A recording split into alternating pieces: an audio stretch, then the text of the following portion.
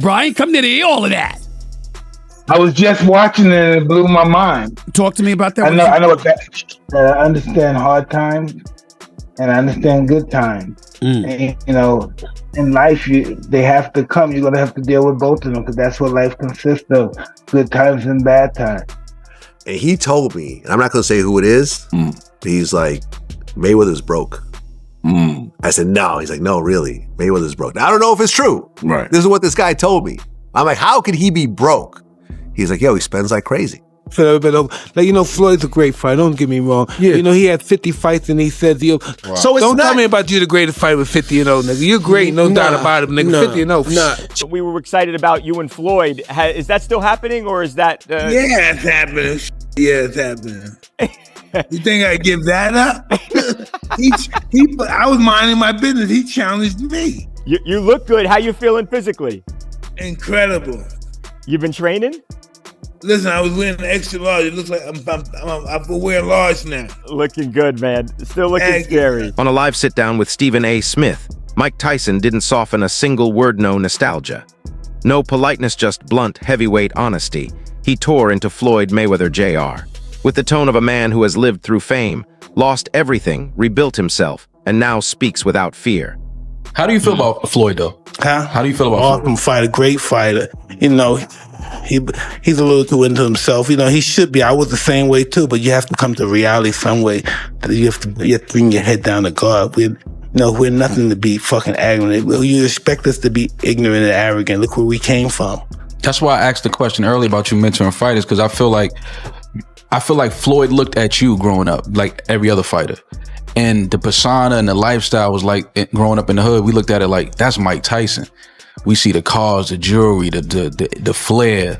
Like you was a movie star. You was the hero. I didn't see that. Tyson painted Floyd as arrogant, self-obsessed, detached from reality. He suggested the endless cash flashes, stacks of money, private jets, diamond watches, feel more like performance than proof of stability. In Tyson's view, greatness inside the ring doesn't excuse a lack of humility outside it, and when he said Floyd's behavior is damaging his image, it didn't sound like gossip. It sounded like a verdict. Because Floyd, we've been friends since 2002. There was a point where I'm looking at things and I'm going, yo, we kind of got the wrong messaging point. Because we're saying we got all the money in the world, we're going to burn it, we're going to get it again. So what? When you say change it, he goes, nah, you do that, Five. He said something to me one time, very simple. He said, what a prize fighter fight for? And I'm like, and he said, the prize. Don't nobody watch Floyd fight to see how amazing he is. They watch it for the opportunity to see him lose. Right. Because they don't like him. The arena have just shown Floyd Mayweather and they begin to boo immediately. They don't like him because everything that he says is about money. There's nothing else. There's no values. There's no, like the people's champ, like Ali was standing for the same things. Right. The audience was standing for. You know, he doesn't have any of that. It's just money. I take 30 watches with me. Tyson's deeper point cut sharper than any knockout threat. He argued that constant wealth flexing corrodes legacy faster than any opponent ever could, because legacy isn't just a record. It's how people remember your character when the cameras turn off. When Tyson said respect is earned in the dark, not just under the lights, it hit differently. No, I didn't make as much money as you'd think fighting Floyd. Did you get paid from that? He still owes me $1.5 million, maybe more. How does he owe you the money? Why don't you just like... Here's what happened. He pre-sold the fight using my likeness to some company in, I think, Dubai or like the Middle East for $10 million cash. We ended up doing the fight in the States with a different company. That is the company that put on the fight. That is the company that paid me. But he sold our fight with my name and likeness to someone else in Dubai for $10 million cash. It's our fight, bro. Our deal was 15%. He smoked me. So I got 15% of it. 15% of $10 million is $1.5 million. That company paid him that money, is suing him. I actually don't know the status on that lawsuit. I should check in because he still owes me money, but he has a bunch of legal trouble at the moment. I don't think I'm ever getting the money. He just sold his house in Vegas. Did he really? Yeah. I think, he's facing a bunch. Rinsed on that house. He started at $14 million. Yeah. Sold for a 6.6. Then came the line that shook the room.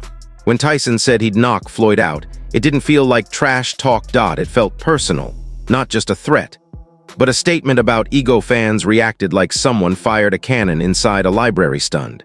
Divided, loud whether you agree or not, Tyson's message sliced through the noise. You can win fights and still lose public respect. Floyd spends money like it's a tap. Money's just flowing. Even as much money as he's made in his career, which he's probably made more money than any boxer ever. There's all these lawsuits. He hasn't been paying things. He owes money on this and owes money on that. And then he's got to come out of retirement. It's just the lifestyle that Floyd lives. It's like he got to be lavish. So that he got $1 million in his backpack. He got the latest watch and the latest car. And when you get into latest watches and latest cars, boy, that money goes quick. Bugattis are like $3 million. There's watches that are $3-5 million. So you buy a watch and a car, you're down. Then the conversation swerved power versus precision turned into spreadsheets and financial rumors. When Wade started laughing mid-breakdown about Floyd's alleged money issues, the energy shifted fast from ring tactics to accountant talk.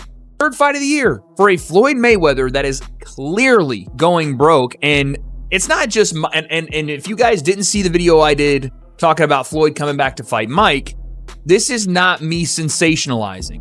This is the truth. There is no speculation, but I told you guys, Floyd owes a lot of people a lot of money, and he don't have it. Logan Paul also discussed this, and this is probably the best screenshot I couldn't gotten on this video. My God, his ramen noodle hair is flying in the wind, and there's no wind in that place.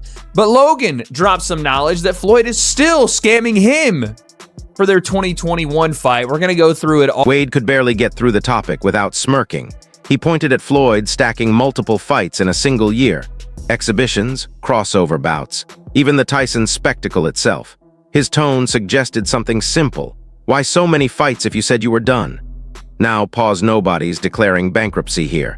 But when Logan Paul publicly claimed he hadn't been fully paid after their exhibition, that rumor gained oxygen. And in boxing, rumors stick whether they're true or not. Sold this house in Vegas. Did he really? Yeah. I think, he's facing a bunch. Rinsed on that house. He started at $14 million. He custom built the house, by the way, in like 2006. Yeah. Started at 14, reduced to 12, Yeah. 10, 8 came on the market. Yeah. And it was a lot of house for 8. Yeah. So for 6.6. Oh, he really got Just rinsed. the cost to build that house was 9 or 10. Whoa, he got rinsed. Yeah. Goddamn. It was huge. Goddamn. Who would win in a fight?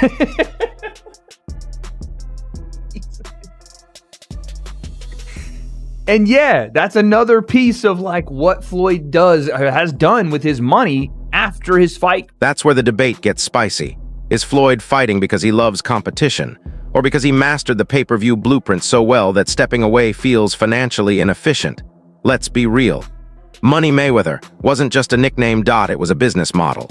He turned boxing promotion into theater-sold villain, energy-sold, perfection-sold. See people get upset at me on Twitter talking about, oh, watch your own pocket. You ain't ever made as much money as Floyd has. I know that, dude. I'm not saying that Floyd is as broke as one of the freaking tweakers on 6th Street Bridge in Los Angeles, dude. That's not what I'm saying.